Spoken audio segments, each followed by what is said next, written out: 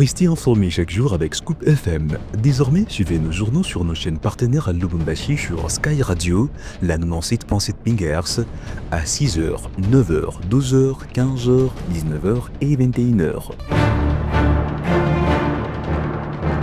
Suivez-nous également sur la radio communautaire Moïseni chaque jour à 9h05, 10h03 et 21h juste. Le journal du Scoop FM passe aussi sur Kipushi 24 Radio à 8h30, 12h30, 16h juste, 18h30 et 21h30.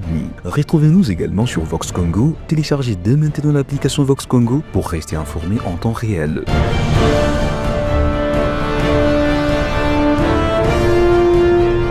Scoop FM, suivez-nous sur notre page Facebook et sur notre chaîne YouTube pour tout savoir sur l'actualité locale, provinciale, nationale et internationale. Scoop FM, la neutralité réelle. La neutralité réelle.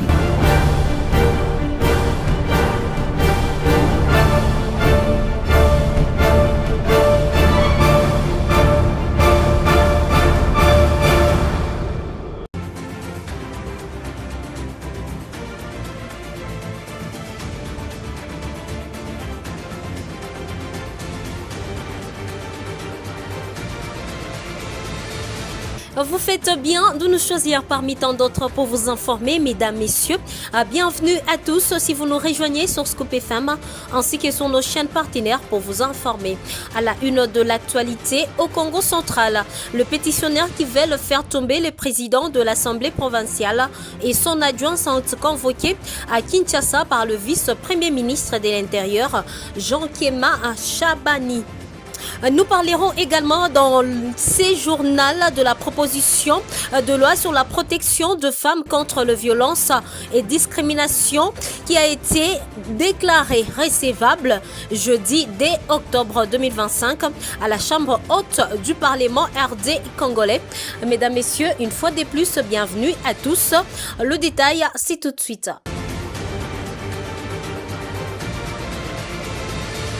Judith Suminwa Tuluka, première ministre de la République démocratique du Congo, a été couronnée pour son rôle à la tête du gouvernement congolais lors du Global Forum 2025 tenu à New York aux États-Unis d'Amérique.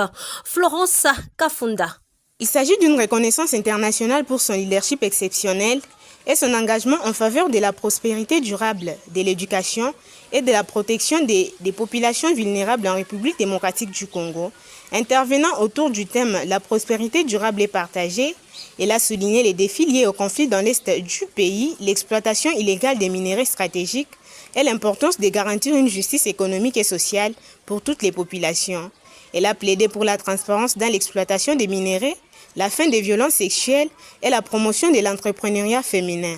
La première ministre Judith Suminwa a également mis en lumière l'urgence de renforcer l'éducation et de soutenir les femmes et les enfants victimes des violences.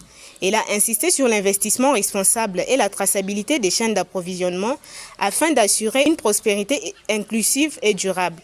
À noter que cette distinction couronne les parcours de Judith Suminwa, soulignant son leadership, sa résilience et sa capacité à transformer les défis nationaux en actions concrètes pour le développement et la protection des droits humains en RDC. Comme annoncé au sommaire, le sénateur ont déclaré recevable le jeudi 2 octobre 2025 la proposition de loi portant protection de femmes contre les violences et la discrimination basée sur le genre. La décision est intervenue au cours d'une séance plénière présidée par le président de cette chambre haute du Parlement, Jean-Michel Samaloukonde, dans la salle de conférence du Palais et du Peuple. Les détails. Défendu par le vice-président du Sénat, Modeste Bahati Lukwebo, cette proposition déposée le 10 octobre 2024 vise à renforcer la défense de droits de femmes aussi bien que la sphère familiale que professionnelle. Elle met l'accent notamment sur la lutte contre le harcèlement sexuel et la discrimination en milieu de travail. Cette proposition de loi a été transmise à la commission mixte chargée des questions socio-culturelles, du genre, de la famille et de l'enfant pour un examen approfondi. Outre ces tests, les sénateurs ont validé également la demande de prorogation de l'état de siège dans les provinces du Nord et Sud Kivu présentée par le ministre de la Formation professionnelle, Marc Ekila. Cette mesure en vigueur depuis plus de 2 ans vise à contenir l'insécurité persistante dans la région. D'autres projets de loi ont été également orientés vers la commission compétente. Le projet sur l'ordre de Léopard a été confié à la commission politique, administrative et juridique PAJ avec un délai de 5 jours, tout comme le test modifiant la loi sur l'activité et les contrôles des établissements de crédit transmis à la commission ECOFIN. Le vice-premier ministre, ministre de l'Intérieur, Sécurité, Décentralisation et Affaires coutumières, Jean-Kéma Chabani a convoqué le membre du bureau de l'Assemblée provinciale du Congo central et les députés pétitionnaires au cœur d'une crise institutionnelle depuis le début de la rentrée parlementaire dès septembre.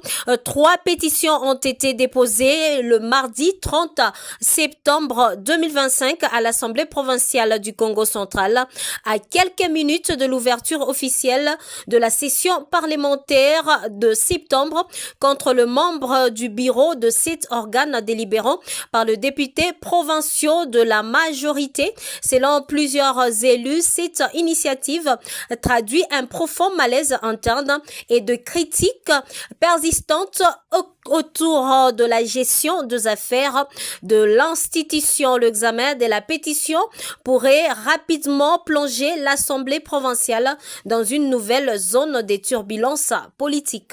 Et puis un lot de 96 véhicules 4x4 de la marque Land Cruiser a été livré à la police nationale congolaise ainsi qu'au gouverneur de province du Sankuru et de l'Omami par le vice-premier ministre de l'Intérieur Jean-Kéma Chabani dans le but de renforcer la sécurité de la population congolaise et de leurs biens. Dans le reste de l'actualité, tentative d'enlèvement de 8 enfants à Lubumbashi dans un orphelinat par un jeune Angolais de 16 ans d'âge. Cependant, l'identité réelle de Philippe Mayemba reste floue et possède plusieurs adresses, notamment à Lubumbashi, en Angola et au Portugal. Suivez. Philippe Mayemba, 16 ans, ressortissant angolais, est accusé d'avoir tenté d'enlever 8 enfants dans un orphelinat situé dans le quartier Ewabora, Lubumbashi. Malheureusement pour lui, mais heureusement pour les autorités locales, son plan a échoué vers 5 heures du matin lorsque son téléphone est tombé en panne de batterie. Toi, tu as quel âge? 16 ans. Tu as 16 ans. Oui. Tu étudies? J'ai étudié dans l'école de musique, mais je suis École de musique? Oui. Tu es musicien? Oui. Comment tu es arrivé ici à Lubumbashi? C'est à Lubumbashi. Oui. C'est maman qui était venue m'abandonner à Lubumbashi. Tu as la famille ici à Lubumbashi? Non. Personne? Oui. Et ta maman, elle est où maintenant? Je ne sais pas. Ton papa? Mon papa était...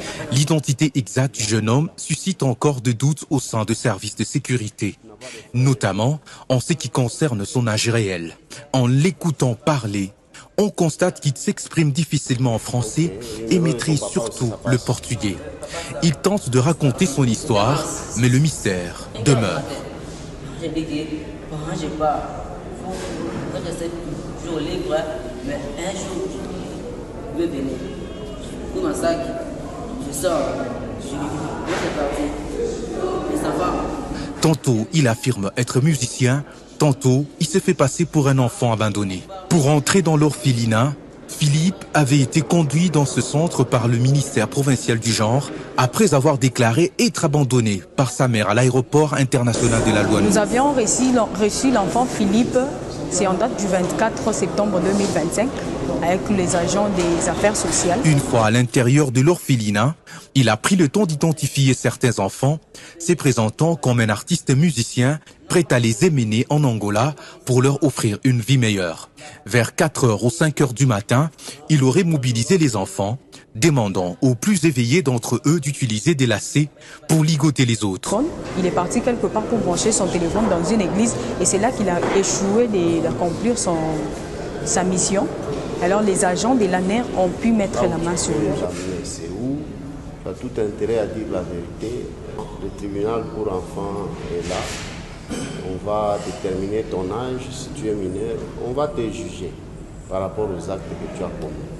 Face à cette situation, l'autorité urbaine, Maître Patrick Kafwimbi, a remercié le service de sécurité pour leur réactivité et a appelé la justice à faire son travail. Les pauvres enfants, on ne sait pas quel sort leur était réservé, qu'est-ce qui allait leur arriver.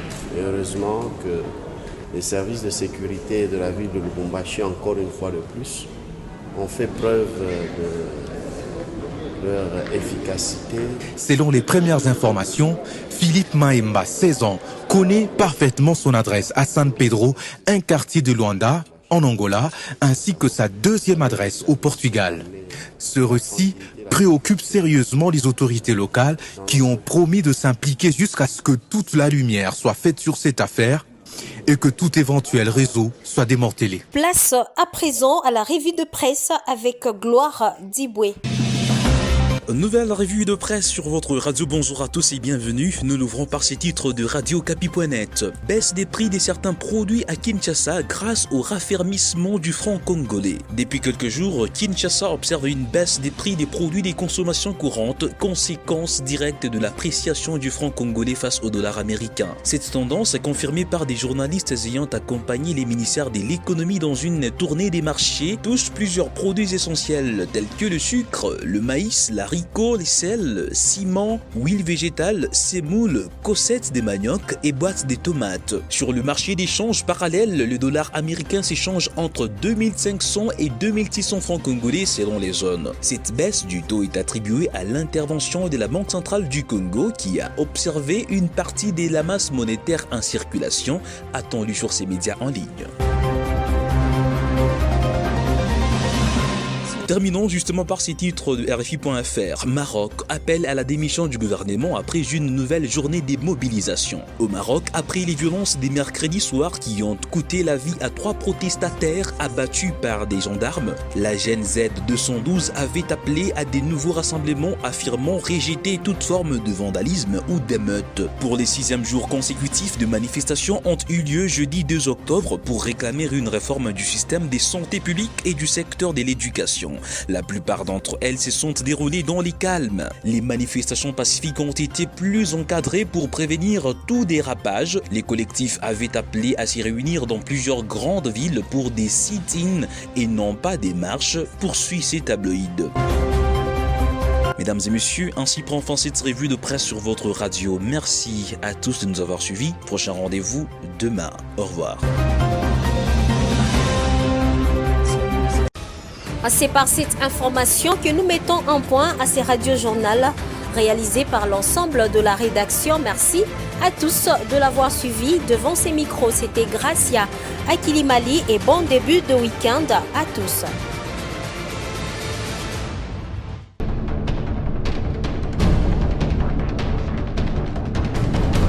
Restez informés chaque jour avec Scoop FM. Désormais, suivez nos journaux sur nos chaînes partenaires à Lubumbashi sur Sky Radio, la 97.7 MHz, à 6h, 9h, 12h, 15h, 19h et 21h.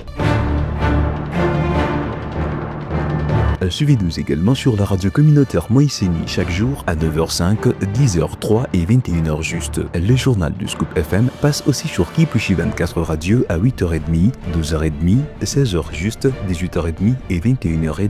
Retrouvez-nous également sur Vox Congo. Téléchargez dès maintenant l'application Vox Congo pour rester informé en temps réel.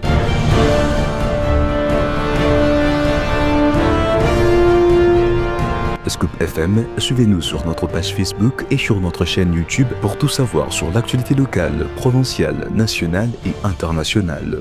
Scoop FM, la neutralité réelle.